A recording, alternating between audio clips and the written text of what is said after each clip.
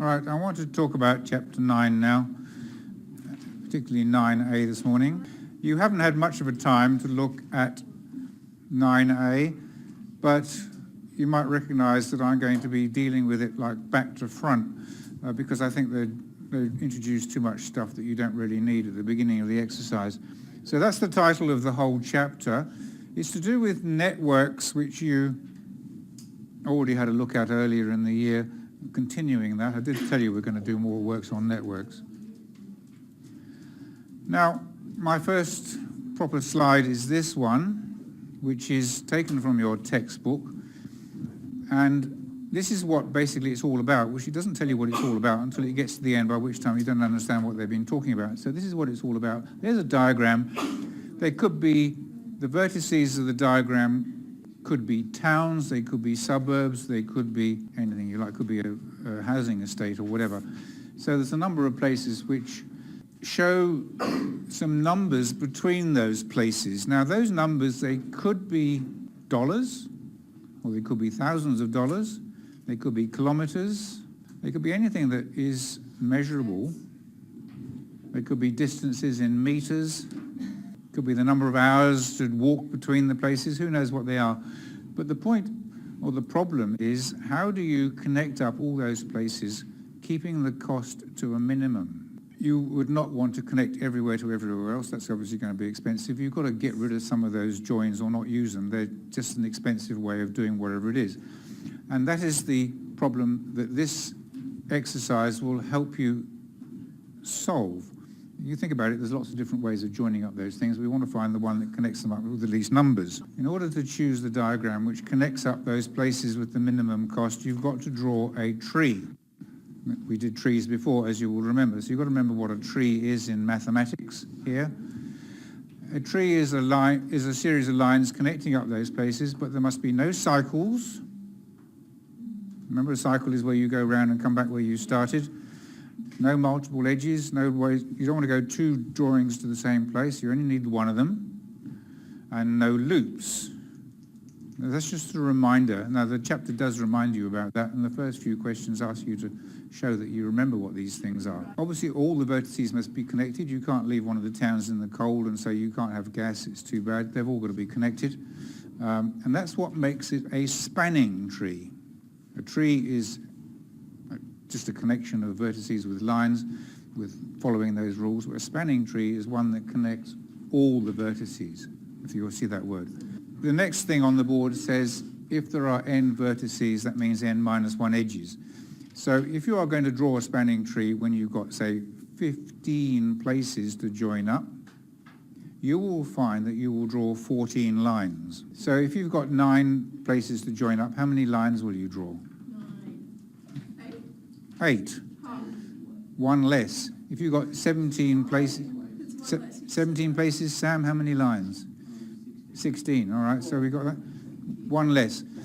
Finally, there may be more than one correct answer. So just because you've got a different answer from the book, there will only be one correct answer in terms of what's the shortest total. But the way that you draw that total may be different from somebody else. Okay, so far. Now, this is all in the book, so you can look at it again afterwards. Prim, whoever Prim is or was, devised what is actually quite a clever way of finding out what the shortest path is without getting it wrong. It will produce the correct answer so far as I can make out. It produces the correct answer every time for every problem that comes up. And his method says, I'll read it quickly and then we'll show you what I mean. Choose any vertex. It doesn't matter whether you start here or here or here. It doesn't matter where you start. You can start absolutely anywhere you like. And choose the shortest edge that goes off that point. Now, you can't see it very well here.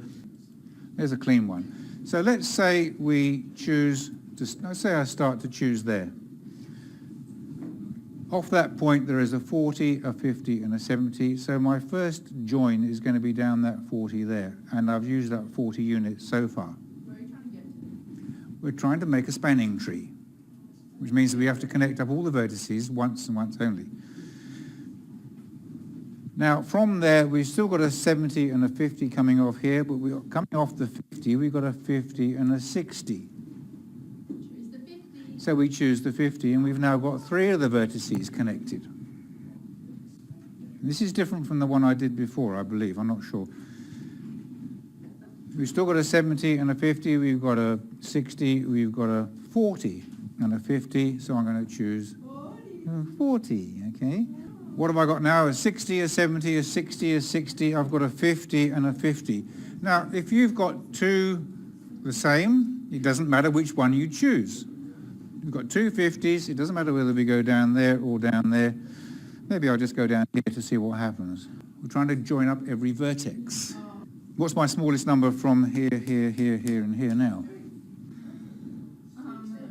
50. There's another 50, so there's another 50 there, so there. Now, what's my smallest number now? I've got a 70, and a 60, and a 60, and a 70. Why would I not? There's a 60 and there's a 60. Which of those 60s would you choose? The other one, because if you do this one, it's just going to connect back. That's right. If you do that one, you're making a cycle. We don't want any cycles. So that line is never going to get joined now. Yeah? That line never gets joined. So there's a 60 up there. Now, we're never going to do this one either. We're never going to do that one. So this side of the thing is completed. Are we going to do that one? No, it's another loop, another cycle. All right, there's a 40 there. There's a 60 and a 70 and a 60. Doesn't matter which one you choose. Doesn't matter which 60 you choose. Top one. You're going to have to choose that 60, and then we're still going to choose the other 60, and there's another 60. And that is all vertices connected. Now, it's different from the one that I did with the other class. Are they all connected? No cycles? Yep. You now have to make sure that you got find out what your total is, and if you're doing it in the exercise, you've got to check in the back of the book to make sure you got it right. I'll just add them up. 60, 120, 180, 220, 280, 320, 370, 410, 460, 510. Now, I happen to know that's the correct answer, but that is the smallest way of joining up all those vertices.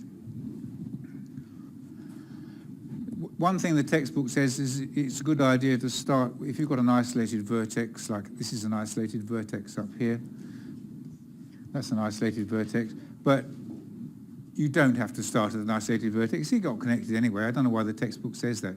I don't know why you need to start at an isolated vertex if there is one. I don't think so. But that's just an opinion.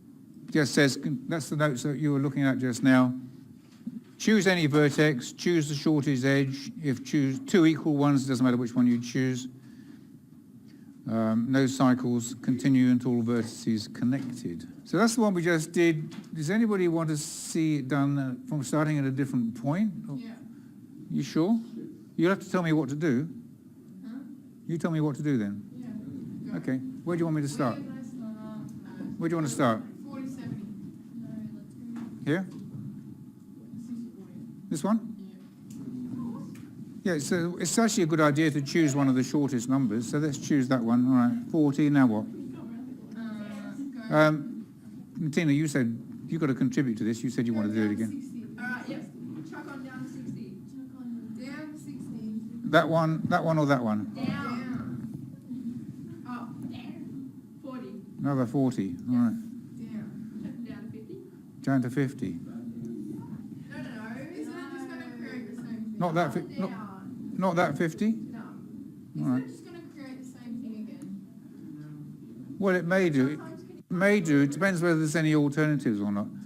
Now, smallest number that's connectable. 50. Another 50. So it's going to be much the same, isn't it?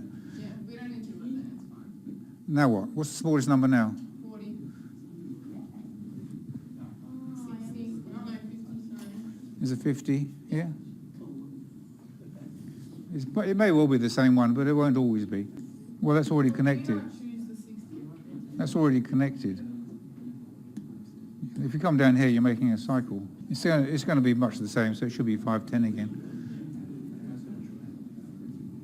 When you have done questions 1 to 5, and I would like to see them because I gave the sheet out to the other class too quickly and then they didn't do questions 1 to 5, whereas some students took quite a long time doing questions 1 to 5, so I would like, and I think they're important. So questions 1 to 5, when you can show me you've done questions 1 to 5, I'll give you a worksheet for questions 6 to 9 so that you don't have to copy the drawing before you, or you don't have to write on the textbook or anything.